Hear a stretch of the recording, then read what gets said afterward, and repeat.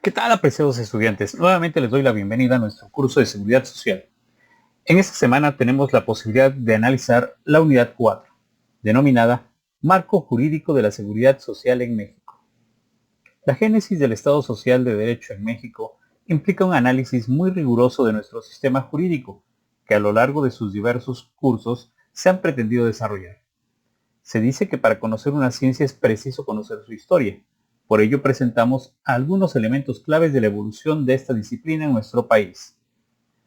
Cuenta Bernal Díaz del Castillo que cuando a principios del siglo XVI llegaron los españoles a nuestro país, quedaron asombrados ante una civilización en suma evolucionada. La botánica aplicada a la medicina era en aquel siglo superior en muchos aspectos a la europea, pues se habían enfocado a la aplicación farmacológica de las plantas. Los aztecas desde la época de Moctezuma II tenían establecimientos parecidos a los hospitales para brindar atención médica a guerreros e incluso a los enfermos del pueblo, y en cuanto a la alimentación, todo estaba cubierto. Con la conquista, inicia la etapa colonial, en que destacan figuras tales como instituciones hospitalarias, cofradías y montepíos. De las instituciones hospitalarias citaremos solo los ejemplos distintivos, empezando por Cortés, quien al día siguiente de la conquista fundó el Hospital Tlaxpana. Luego, destaca la labor del obispo Vasco de Quiroga, quien ordenó que existiera un hospital en cada pueblo de Michoacán, exclusivamente para indígenas, contándose hasta 72 unidades. De igual manera, Fray Pedro de Gante, que funda en la Ciudad de México en 1529 el Hospital Real de los Naturales, destinado exclusivamente a los indios. Luego, en 1567, Bernardino Álvarez funda el Hospital de San Hipólito para los convalecientes y los que pierden el juicio. El doctor Pedro López funda en 1571 el Hospital de la Epifanía, y así se sucedieron una gran lista. Cabe destacar que en esta época se crearon en el virreinato 129 hospitales, hasta que en 1820 las Cortes españolas decretaron la supresión de las órdenes hospitalarias, pasando a manos de los ayuntamientos. En cuanto a las cofradías, solo existieron de dos tipos: las religiosas, benéficas o de ayuda mutua, en las que los cofrades aportaban una cuota de ingreso y una cuota mensual, a cambio de lo cual recibían visita en la enfermedad, así como ayuda con los gastos de las medicinas y, en su caso, los gastos de entierro y mortaja. Las cofradías gremiales tenían como propósito la ayuda mutua del culto al santo patrón del gremio, la creación de instituciones de beneficencia para atender a los cofrades menesterosos, enfermos y lisiados, y muchas otras situaciones. Los montepíos, por su parte, funcionaban de manera similar a las llamadas pensiones civiles, continuando su operación en México independiente, e incluso el 3 de septiembre de 1832 se expide la ley sobre montepíos, incluyendo en sus servicios a los empleados federales. El inicio del México independiente destaca por las luchas ideológicas entre conservadores y liberales, así como múltiples conflictos y situaciones internacionales que generaron el olvido de la asistencia social e instituciones benéficas coloniales. Por ejemplo, en 1821 se suprime el Hospital Real de Indios, fundado por el rey de España, a causa de la diferencia racial que manifestaba. No es sino hasta que en Europa se vuelve tema de interés la salud, cuando en nuestro país se vuelve a considerar el tema con la creación en 1841 del Consejo de Salubridad, cuyos objetivos eran fomentar la higiene, la vigilancia de los establecimientos públicos, crear un código sanitario y demás. Huelga decir que no fructificó, pero al menos fomentó el interés por las políticas de asistencia social. Para octubre de 1843 se permite la entrada al país de las Hermanas de la Caridad, que, como enfermeras de profesión, trataron de renovar los servicios hospitalarios. En 1861, Juárez decreta la creación de la Dirección General de Beneficencia, con el objetivo de convertirlo en un servicio público dependiente del Estado. Con Maximiliano se crearon nuevas instituciones de beneficencia, como el Instituto Gratuito para Sordomudos y una maternidad. Lerdo de Tejada decreta en 1874 la expulsión de las Hermanas de la Caridad de todos los hospitales del país. El mayor impacto se observa con el porfiriato. Por ejemplo, en 1877 se crea la Dirección de Beneficencia Pública, que en 1881 pasaría al control de la Secretaría de Gobernación. Se fomentó con gran éxito la creación de fundaciones públicas de carácter privado, como la Fundación Concepción Beistegui y otros centros hospitalarios que crearon múltiples hospitales, tanto que en 1885 el gobierno tuvo que controlarlas a través de gobernación y en 1889 legislan una ley para dar personalidad jurídica a las asociaciones filantrópicas y en 1904 la Ley de Beneficencia Privada para el Distrito Federal y territorios federales. Se instauraron en la capital los primeros hospitales privados fundados por las colonias extranjeras franco, suiza, belga, española e inglesa. Al interior del país, las instituciones industriales, ferroviarias y mineras creaban sus hospitales, y solo algunos establecimientos dependían del gobierno federal a través de la beneficencia pública. Lo criticable es que, con las condiciones económicas del mexicano promedio, no le permitía acceder a estos sitios un tanto elitistas. Hablando del México contemporáneo, después del nacimiento del derecho social en nuestro país, surge la integración del sistema vigente de la seguridad social, que se fragmenta en tres sectores importantes. Primero, el de la seguridad social de los trabajadores en general. Luego, el de los servidores públicos, incluidas las Fuerzas Armadas. Y finalmente, el de la población no sujeta a una relación de trabajo, cuyo fundamento jurídico analizaremos a continuación.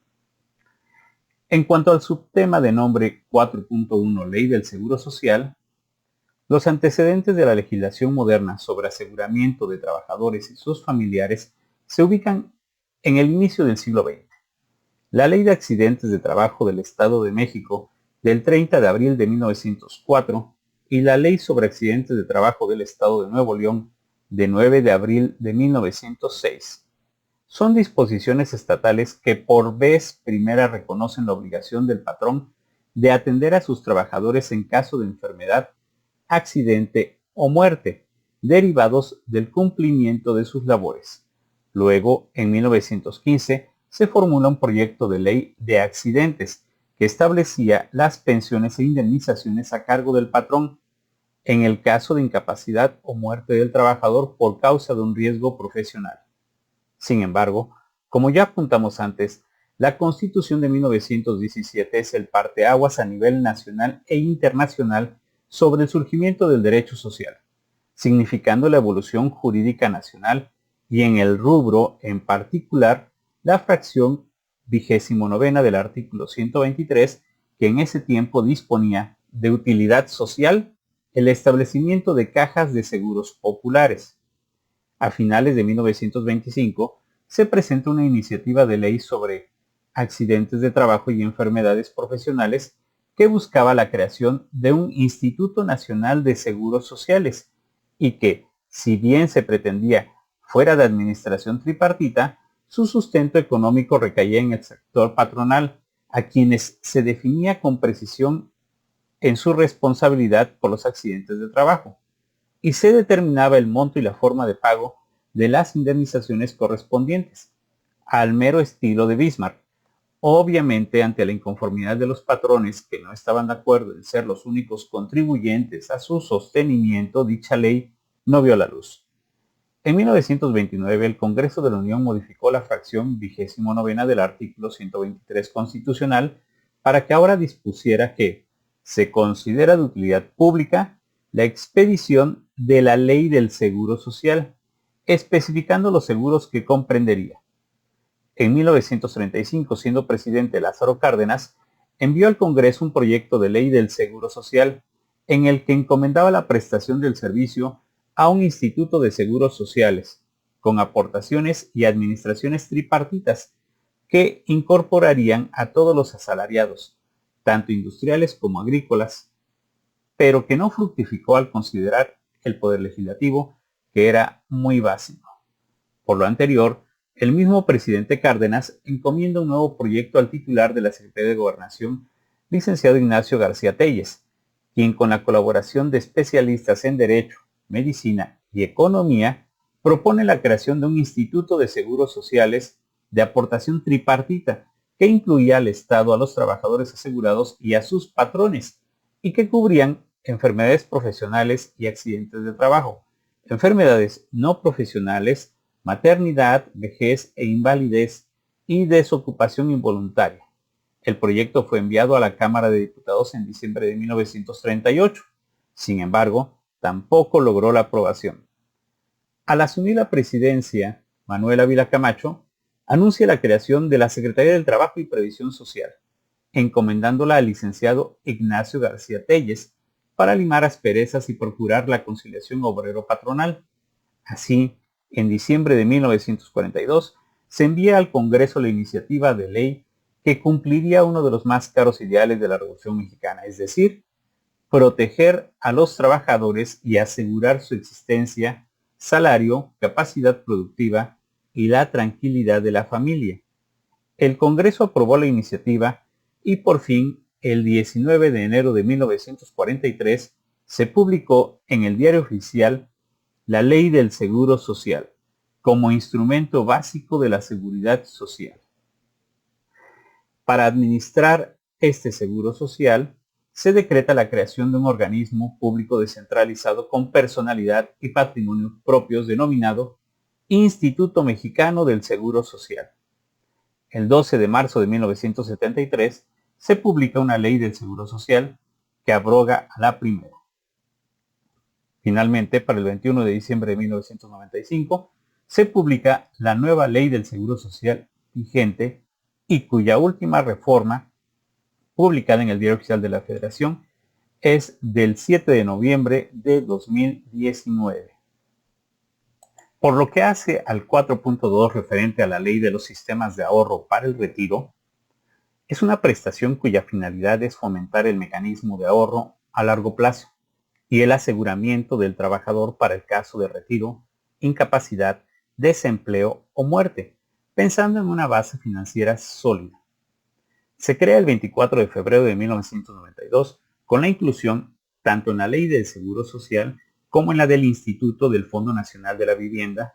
En la Ley del Seguro Social se encuentra lo relativo a los sistemas de ahorro para el retiro a partir del artículo 118. Su antecedente legislativo es la Ley para la Coordinación de los Sistemas de Ahorro para el Retiro, publicadas en el Diario Oficial de la Federación el día 22 de julio de 1994, que luego es abrogada por la Ley de los Sistemas de Ahorro para el Retiro, publicada en el Diario Oficial de la Federación el 23 de mayo de 1996, cuya reforma más reciente es del 10 de enero de 2014. En su artículo primero dispone: la presente ley es de orden público e interés social y tiene por objeto regular el funcionamiento de los sistemas de ahorro para el retiro y sus participantes previstos en esta ley y en las leyes del Seguro Social, del Instituto del Fondo Nacional de la Vivienda para los Trabajadores y del Instituto de Seguridad y Servicios Sociales de los Trabajadores del Estado.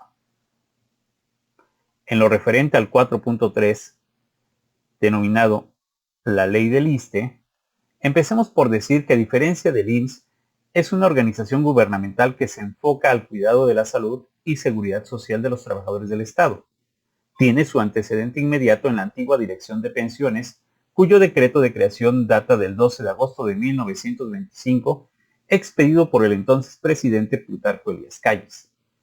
El 5 de diciembre de 1938 se publica en el Diario Oficial de la Federación el Estatuto Jurídico de los Trabajadores al Servicio de los Poderes de la Unión. Para 1959 se transforma y adiciona el apartado B del artículo 123 constitucional. El 28 de diciembre de 1959 se publica por el presidente Adolfo López Mateos la Ley Federal del ISSSTE, que entra en vigor el 1 de enero de 1960. Conforme al artículo 103 de la ley, es un organismo descentralizado de la Administración Pública Federal con personalidad jurídica y patrimonio propio. A la letra del artículo primero dispone: la presente ley es de orden público, de interés social y de observancia en toda la República y se aplicará a las dependencias, entidades, trabajadores al servicio civil, pensionados y familiares derechohabientes de, fracción primera, la Presidencia de la República, las dependencias y entidades de la Administración Pública Federal, incluyendo al propio Instituto. Fracción segunda, ambas cámaras del Congreso de la Unión, incluidos los diputados y senadores, así como los trabajadores de la entidad de fiscalización superior de la Federación. Fracción tercera, el Poder Judicial de la Federación, incluyendo a los ministros de la Suprema Corte de Justicia de la Nación, magistrados y jueces, así como consejeros del Consejo de la Judicatura Federal. Fracción cuarta, la Procuraduría General de la República. Fracción quinta, los órganos jurisdiccionales autónomas. Fracción sexta, los órganos con autonomía por disposición constitucional. Fracción séptima, el gobierno del Distrito Federal, sus órganos político-administrativos, sus órganos autónomos, sus dependencias y entidades, la Asamblea Legislativa del Distrito Federal, incluyendo sus diputados, y el órgano judicial del Distrito Federal, incluyendo magistrados, jueces y miembros del Consejo de la Judicatura del Distrito Federal, conforme a su normatividad específica y con base en los convenios que celebren con el Instituto. Y fracción octava, los gobiernos de las demás entidades federativas de la República, los poderes legislativos y judiciales locales, las administraciones públicas municipales y sus trabajadores en aquellos casos en que celebren convenios con el Instituto en los términos de esta ley. Pasando al 4.4, los riesgos de trabajo en la Ley Federal del Trabajo, del tema en particular y sin encontrar la razón del motivo por el cual se incluye en nuestro programa, solo podemos agregar que la Constitución en el artículo 123, apartado A, fracción 14ª, dispone que los empresarios serán responsables de los accidentes del trabajo y de las enfermedades profesionales de los trabajadores, sufridas con motivo o en ejercicio de la profesión o trabajo que ejecuten.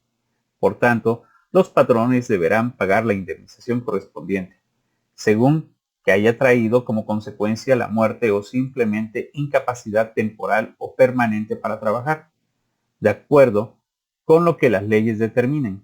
Esta responsabilidad subsistirá aún en el caso de que el patrono contrate el trabajo por un intermediario.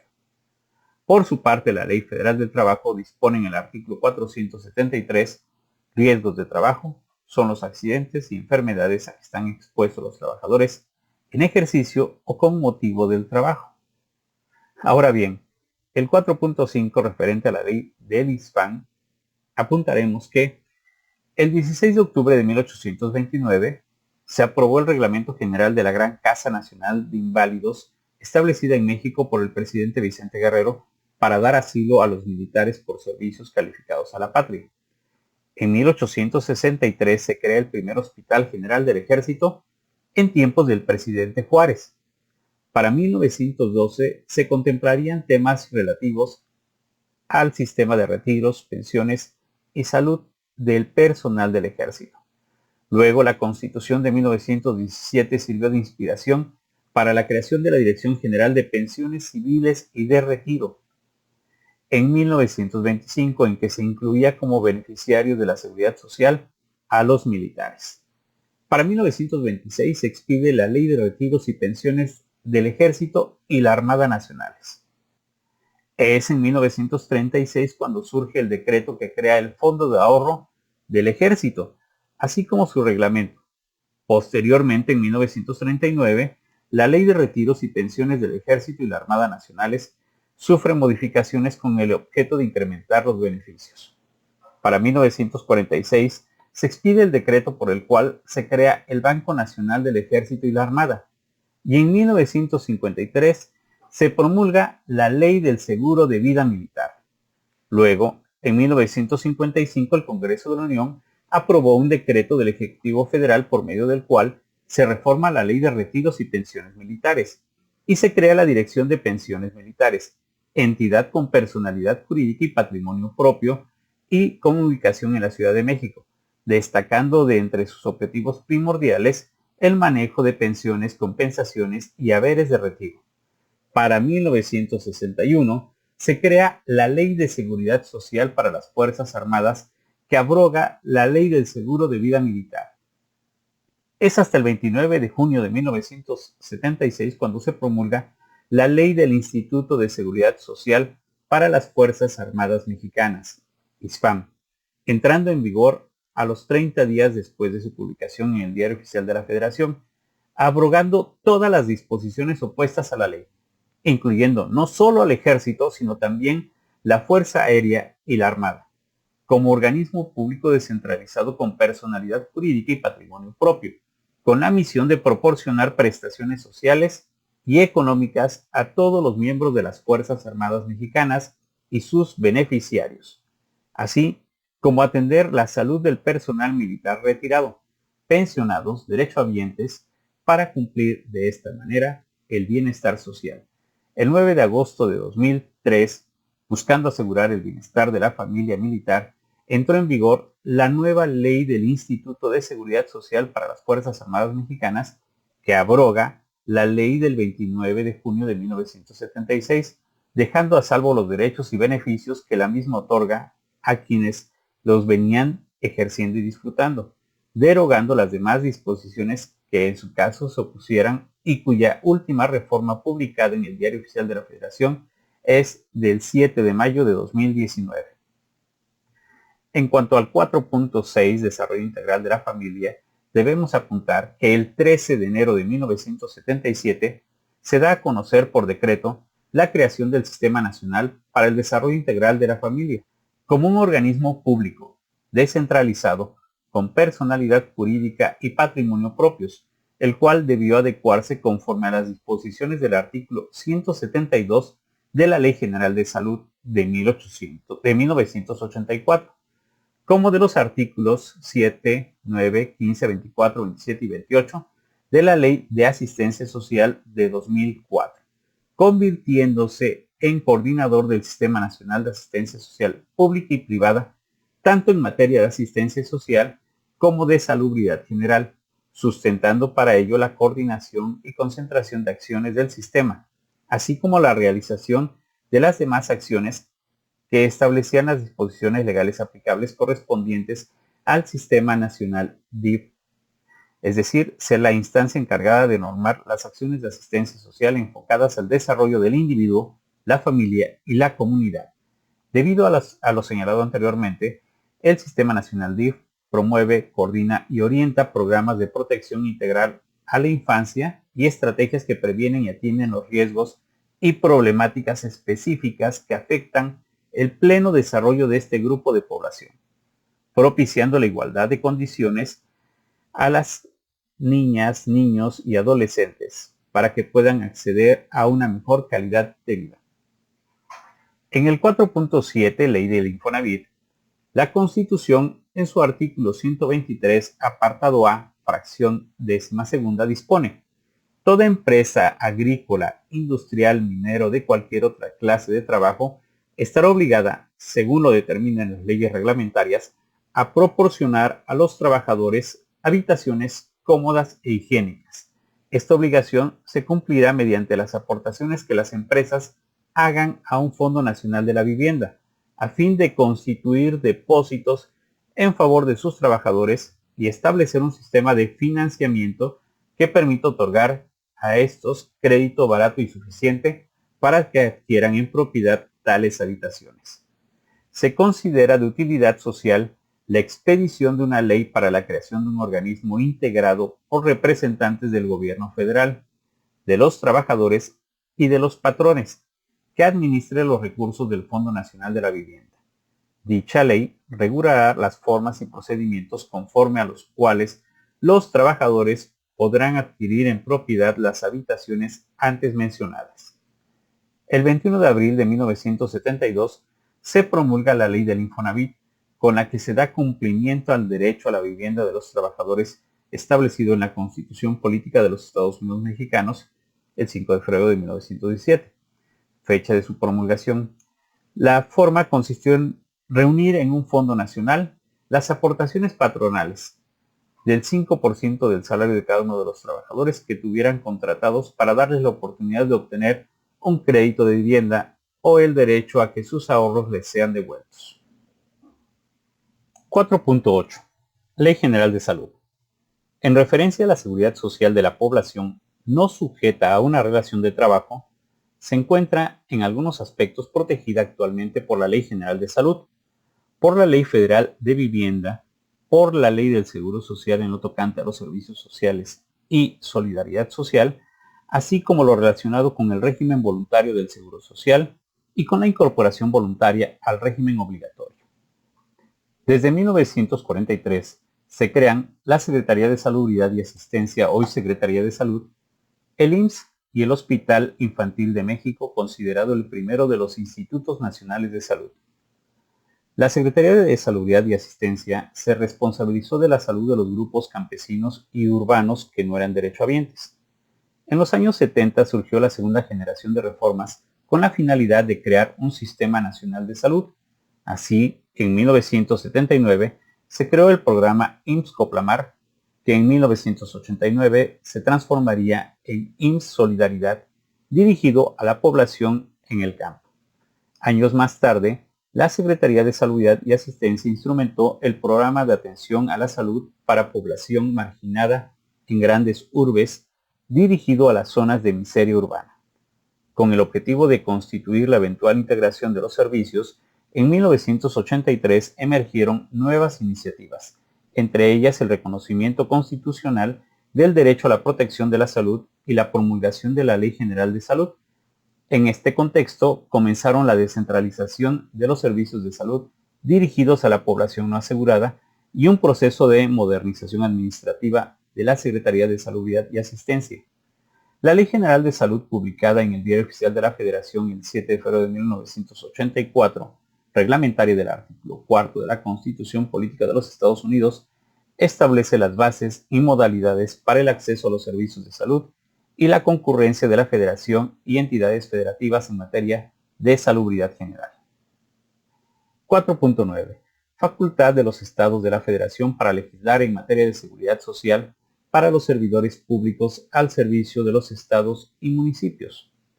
Nuestra Constitución indudablemente es el fundamento y de ahí tenemos primeramente el artículo 116, fracción sexta, que a la letra dispone: las relaciones de trabajo entre los estados y sus trabajadores se regirán por las leyes que expidan las legislaturas de los estados con base en lo dispuesto por el artículo 123 de la Constitución Política de los Estados Unidos Mexicanos y sus disposiciones reglamentarias.